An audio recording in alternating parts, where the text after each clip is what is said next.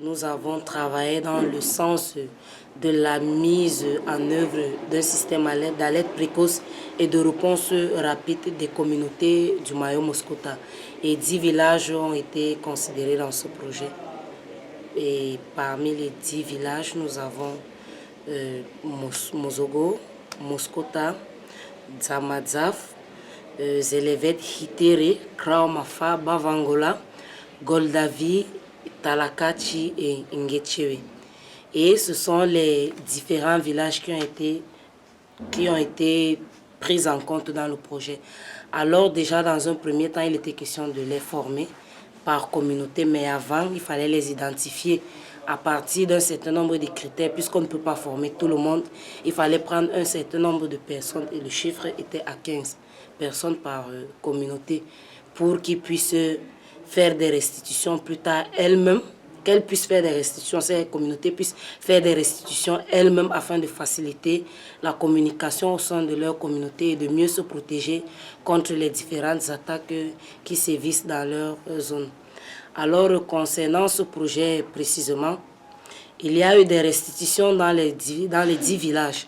Et les restitutions étaient animées par des facilitateurs, mais elles se faisaient par des personnes qui se s'étaient proposées dans les différentes communautés pour pouvoir restituer afin qu'ils se comprennent, étant donné que la langue qui passe le mieux là-bas, c'est le Mafa, c'est leur langue et ils peuvent mieux se comprendre lorsqu'ils s'expriment en leur langue. Et puis il y avait aussi des traductions. Et les facilitateurs étaient là dans le sens d'ajouter peut-être ce qui n'a pas été dit ou alors d'orienter les réflexions, les restitutions de telle sorte que finalement, ceux qui n'étaient peut-être pas sortis pendant les premières formations qui ont eu lieu à cause à ressorte dans les villages et que ces propres communautés améliorent ce qui est déjà fait pour pouvoir être au même niveau d'information et pour que cette affaire de sécurité soit finalement une affaire de tout le village et non simplement pour peut-être les comités de veille ou les comités de vigilance ou les forces de maintien de l'ordre. Que tout le monde s'implique dans le cadre de la sécurité. En sillonnant les différents villages, on s'est rendu compte que malgré les difficultés que ces populations vivent, elles sont courageuses. Par exemple, à Zelevet, quand on arrive, malgré le fait que ces populations suivent les bruits des armes, elles sont quand même là. Donc, du coup, ça nous amène à nous poser la question, si c'était nous, comment allons-nous nous comporter? Donc, du coup, ça nous permet de compatir face aux difficultés que ces populations vivent. À un moment, on s'est rendu compte que les jeunes étaient un peu enrôlés étant donné leur position au niveau des frontières. Ils étaient enrôlés parfois dans la guerre Boko Haram et d'autres parfois quand ils sont restés, même ceux qui sont restés consomment de la drogue et c'est souvent dû au fait qu'ils ne travaillent pas. Et donc parfois on s'est retrouvé en train de travailler dans le sens de rehausser l'engagement de ces jeunes afin qu'ils soient mieux visibles dans leurs différentes communautés et qu'ils puissent participer aux prises de décision et qu'ils soient finalement intégrés de nouveau. À Zelevet, lors d'une formation quelconque, j'ai été surpris de voir un petit enfant en train de danser au rythme des crépitements des armes à feu. Ce jour-là, les bires étaient en train de faire le ratissage. Pendant que nous, on avait peur, on cherchait à fuir. Mais l'enfant, lui, il était en train de danser. J'ai remarqué des choses et là, j'interpelle vraiment le gouvernement. Le cas du village Talakachi et Goldavi où il n'y a pas de centre de santé.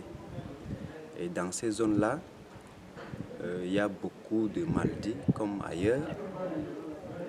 Et surtout pendant la saison de pluie, le seul centre de santé dans la zone, c'est à Ngechewe, le centre de santé privé catholique de Ngechewe. Donc, pendant les saisons pluvieuses, généralement, il y a un maillot qui sépare les zones, les deux compartiments. Et là, la population Et là, de l'autre côté du maillot, nous pouvons pas traverser pour aller faire des petits soins. Donc, s'il y a possibilité, s'il y a nécessité, et si vraiment le gouvernement peut faire quelque chose, de mettre sur place même un petit centre d'urgence hospitalière comme ça permettra à la population de recevoir les premiers soins sur place et d'atteindre le centre de santé pour continuer le reste ou d'être référé ailleurs. Quand nous sommes arrivés, on s'est présenté d'abord au niveau du camp des militaires qui étaient là. Et tout a commencé là-bas.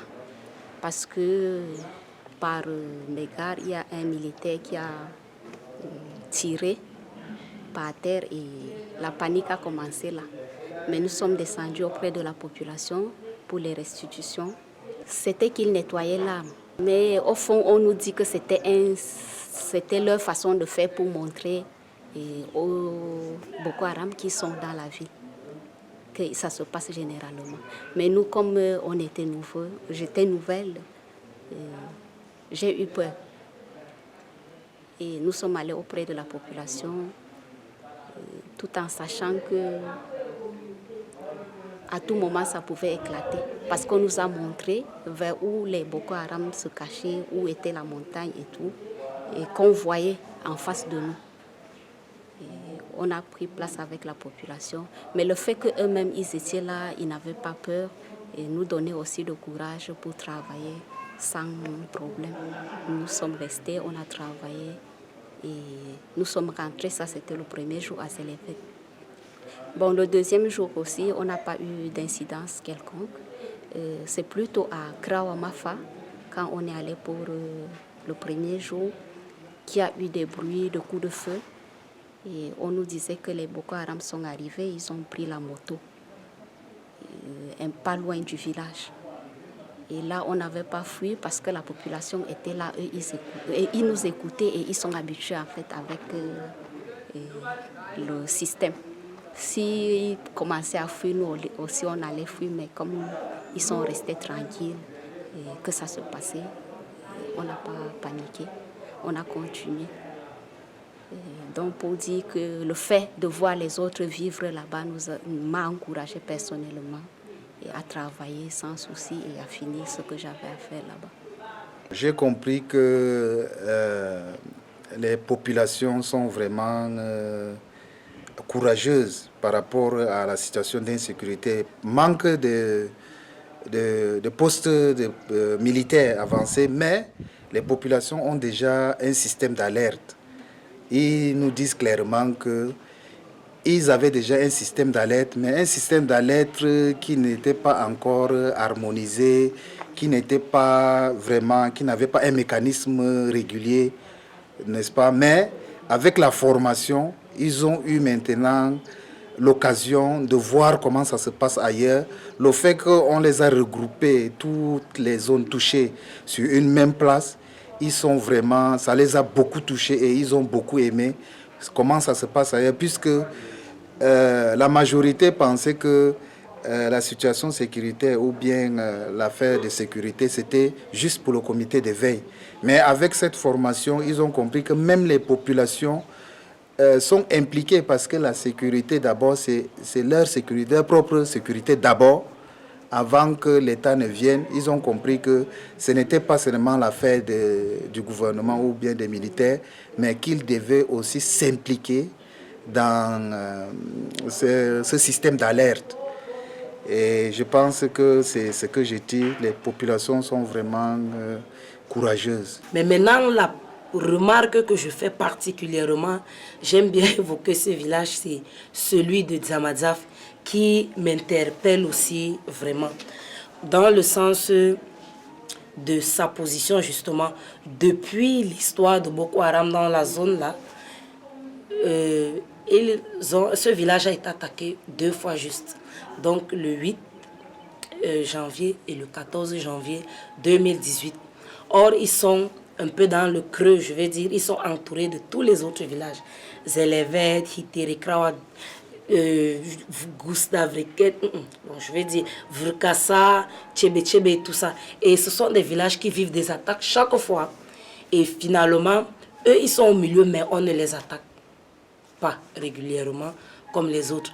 Alors c'est un cas qui interpelle vraiment. Pourquoi? Parce que peut-être qu'ils ont un autre système plus pratique à leur niveau et qui fait en sorte qu'ils ne soient pas régulièrement attaqués. Et je pense que le fait de mettre par exemple les autorités traditionnelles ensemble pour un autre partage et d'autres échanges autour de cette question sécuritaire et de protection-là peut-être permettre ou faciliter ce partage d'expériences particulières de Dzamadzaf qui, à mon sens, est un village à part entier.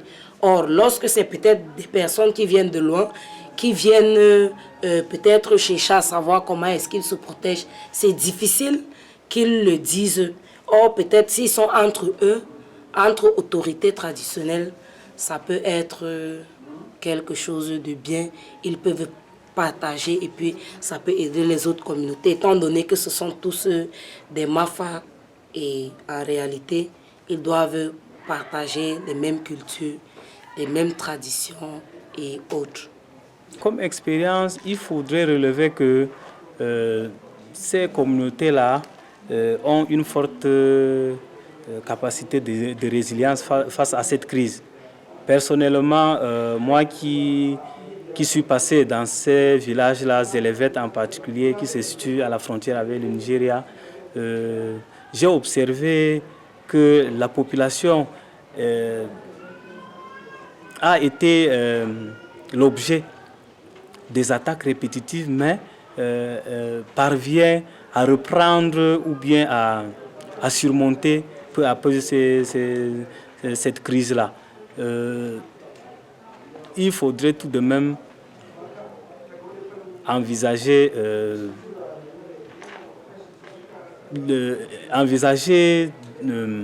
l'appui à ces communautés-là à travers non seulement des actions militaires, mais également